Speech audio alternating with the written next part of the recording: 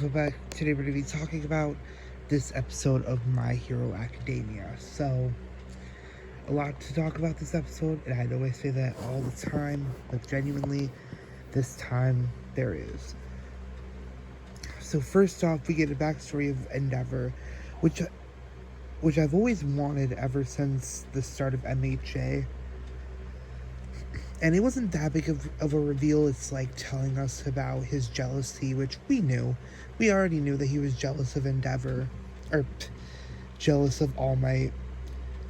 But then we get the scene where he's actually defeating All for One, and he's seemingly winning, even when his arm's missing, which I thought was the craziest part. I wasn't expecting Endeavor to lose his arm, but yeah. We finally might be getting a redemption arc for Endeavor, because he said that he'll be looking at Toya as he's winning, which I don't know if that was like more of a threat than like he wants to be a father. He wants to save Toya. So that gives me high hopes for Dabi's redemption arc. Hopefully they don't, you know, hopefully they don't kill off Dabi. But then we cut to Bakugo fighting Shigaraki. Or no, we see All for One getting regenerated somehow, and I was just like, no. There's no way he's gonna survive this. If he can survive this, he can survive anything. But anyway, we cut to Bakugo versus Shigaraki, and oh boy, was I stressed. I was so stressed about this fight, because just I'll tell you about it. Anyway, so we were finally talking about Bakugo's character development, and I don't know when he got this thing, but everybody was like, oh no, he made a big explosion, he killed the team. But Denki was like, no, you got it all wrong. Bakugo's actually a very calculated person, which I've never seen him be calculated before. So I'm recording.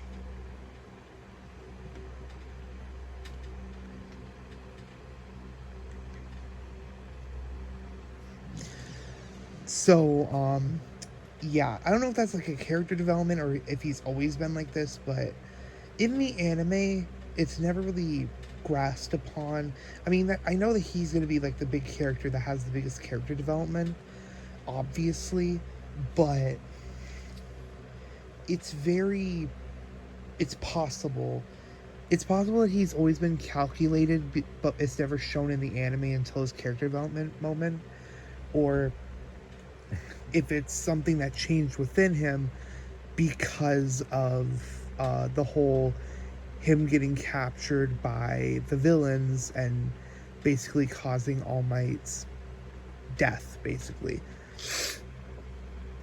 So yeah, if that would be really good writing if that was the defining reason, even though it was like seasons ago where he got captured, even though it was like seasons ago. It'd still be cool if that was like the defining reason that he changed. But yeah, it's basically confirmed now. Bakugo's changed, and he admits his guilt for being, jealous and angry all the time. I mean, he's still gonna be angry because he's our little angry Pomeranian. And plus, it just matches with his, quirk. In my opinion, I kind of don't want Bakugo to lose the anger problems. I do want him to be friendly, but I don't want him to lose his anger problems because it just matches with his quirk. The explosive nature of his quirk just matches with his anger. So in my opinion, I think it would be better if Bakugo kept his anger. But here is where it kicks off and what made me so stressed. As he's flying to, well, not really flying, I guess flying.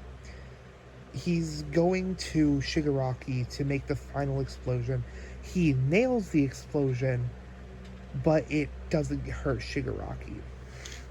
Shigaraki actually grabbed Bakugo's arm, and I thought he chopped it off. I thought that Shigaraki used his decay quirk to quickly break off Bakugo's hand, but I think he just broke it, so it's possible. There's still potential that Bakugo keeps his arm if he survives, because I've seen in the comics, I've seen all the pictures of the manga about how Bakugo dies, like he's like on the floor, bloodied mouth, just a lot of blood, and that makes me really worried for this. And it worries me.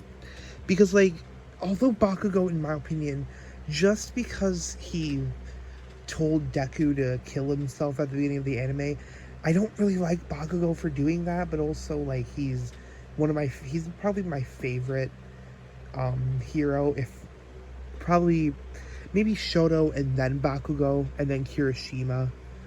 Like those three are my boys. Oh, and Denki. But anyway, I'm worried, dude. I'm really hoping that Bakugo survives.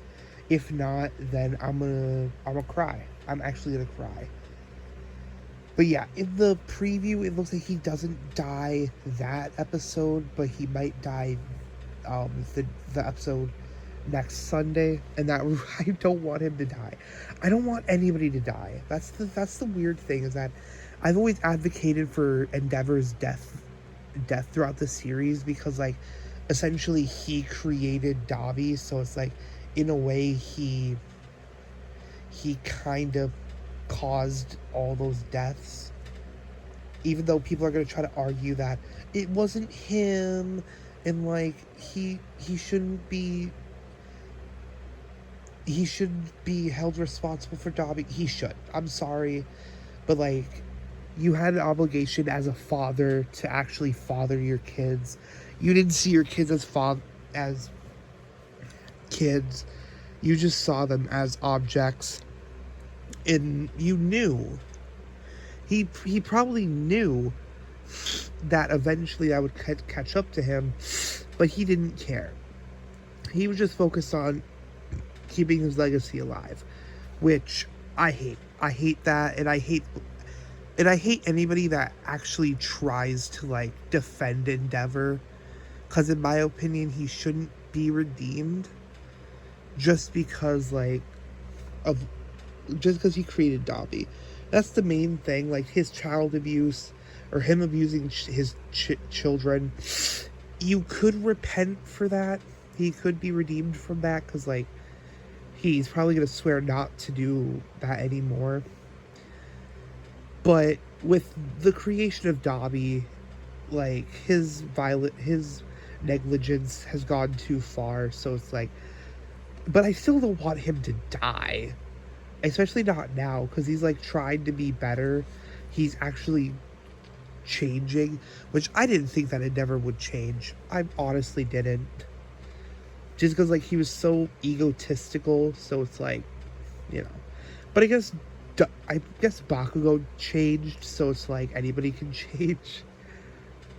But yeah, I was worried that Hawks died, like when those weird tendrils, what is it called, Black Whip or something, I don't know, All For One shot out those like spiny whip things. I thought that it hit Hawks, and I was like, no, Hawks, even though I don't really like Hawks. I don't want anybody to die. They're all sweet people, and I want to see their development. Even though season 7 is probably going to be the end of MHA, which I don't know if it is, because there's no promotion for it being the final season. Like, there's literally no promotion. Like, it would have probably said like season 7, the series finale or something like that. There's no promotion for it being the final season, so possibly season 8 coming. I don't know. I only heard one person say that this is potentially the final season, and if it is, honestly, it's gonna be sad because it's like, because I took a chance on MHA. That's the thing. Is that I took a fat chance on MHA. I was like, realistically, my ex at the time, partner, um, showed me MHA, and I was like, yeah, I could get into this, or yeah, I totally like the characters. I really only like the characters based off of their design at first. I was like, yeah, Dabi and Toga are like my favorite, mainly just because they looked cool and also Toga looked hot. So it's like, but yeah, which is not a good which is not a good reason to start an anime, but I did, and I took a chance on MHA because at that time, I never really got into anime, so I was like, eh. My first anime was actually Hunter x Hunter. I enjoyed it, but I just stopped watching it because I wanted to check out MHA because I was like, I made my account Dobby. I saw all these clips about the story, and I was like, hey, that looks interesting, and I took a chance on MHA, and I absolutely loved it. Which is why it's sad to see it go. It's a bittersweet feeling because it's like, if they absolutely could milk the shit out of MHA. And people are saying that they're already milking it, but they literally have comics and they have to abide by the comics. So it's like, if abiding by the comics means that it's a 7-season long show, then that's it.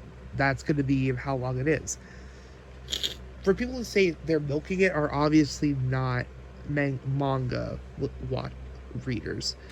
I'm not a manga reader, and even I can say that season 7 might be the perfect time to end it if they don't end it on a cliffhanger. If they end it how the manga is going to end, then it's perfect. But yeah, it's going to be really sad to see the show go, but all the good things must come to an end. I'm probably going to end up rewatching it every once in a while, just because, like, it's that good. MHA really opened my eyes to anime. Like, I actually, because of MHA, I watched Jujutsu Kaisen, which I wanted to do reports on. I might do reports on season 3 whenever that comes out.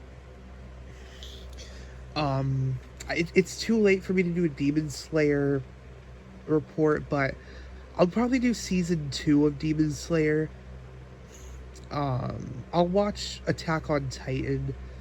I'll probably do reports on the episode I'm at right now, which is not, I think I'm only on episode 2 of that, because I don't know, man, I don't know. It got taken off of Netflix, so it's like, I had to not watch episode 2, but yeah. Anyway, sorry I've been rambling a lot. I know that this got off track, but overall, this episode was a 9 out of 10. It was impactful. It got me worried.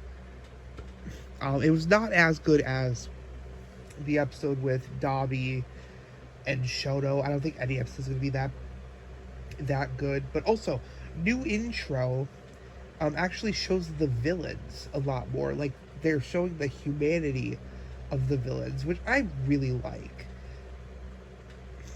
But anyway, sorry for rambling again. Hope you guys enjoyed. Make sure to like, share, subscribe, turn on notifications, and I'll see you guys later.